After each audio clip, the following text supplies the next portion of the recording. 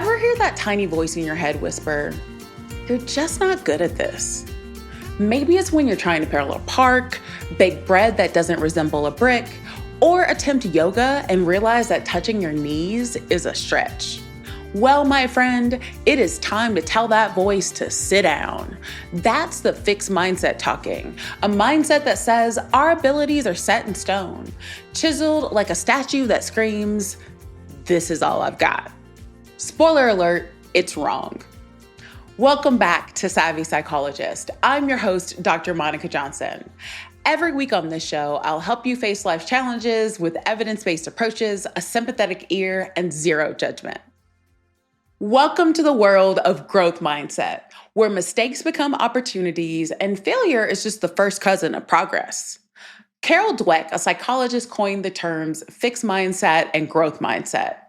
The latter is a belief that abilities, intelligence, and talents can grow with effort, learning, and persistence. It's less about being the best now and more about getting better as you go.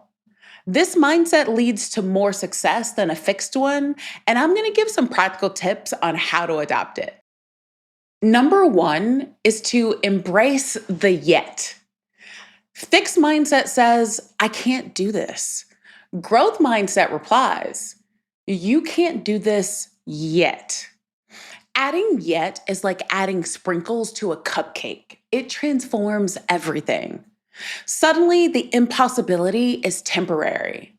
I can't run a marathon becomes I can't run a marathon yet, which is much less terrifying. Sure, you'll still huff and puff during training, but now you know there's potential. I want you to try this. The next time you feel stuck, tack a yet onto the end of your sentence.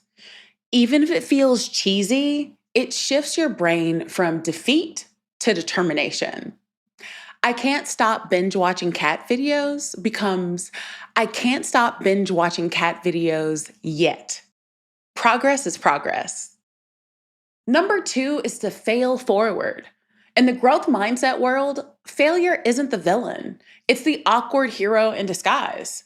Mistakes are not proof that you're doomed. They're breadcrumbs on the trail to success. For example, Thomas Edison, the guy who gave us the light bulb, failed thousands of times before he got it right.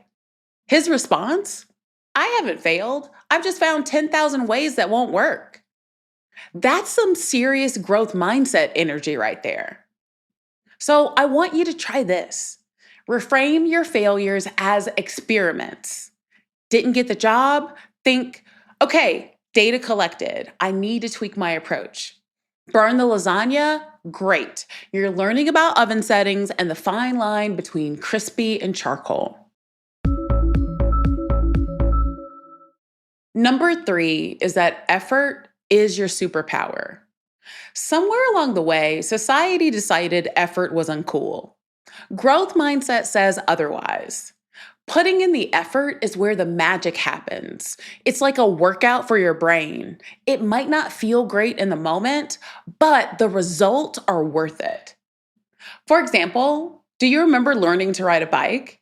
It wasn't easy, but you didn't give up after just one scrape. You wobbled, crashed, and probably cried. Then one day you zoomed down the sidewalk like a mini Tour de France champion. That's the power of effort. So I want you to try this.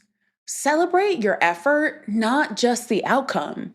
Give yourself a high five or a cookie for showing up, trying again, and keeping at it. Your inner child on that bike would be proud. Mine literally flew over her handlebars and had all the wind knocked out of her and got back on her bike. Thanks to my younger self. Without you, I wouldn't know how to ride a bike today. Number four is feedback, which is really the breakfast of champions. Feedback is not a personal attack. It's a growth roadmap. Sure, sometimes it stings, like when someone critiques your karaoke rendition of Bohemian Rhapsody, but it's essential for improvement. So I want you to try this. When you get feedback, resist the urge to take it personally. Instead, think, what can I learn from this? And if you're the one giving feedback, sprinkle it with kindness and constructive vibes. Number 5 is to surround yourself with growth-minded people. You know that one friend who cheers you on when you're trying something new, even if it's questionable? Keep them close. Growth minded people inspire and motivate us. They're the antidote to those who say, why bother? For example, join a book club, a cooking class, or a group of knitters who embrace imperfection. You'll be amazed how a supportive community fuels your growth.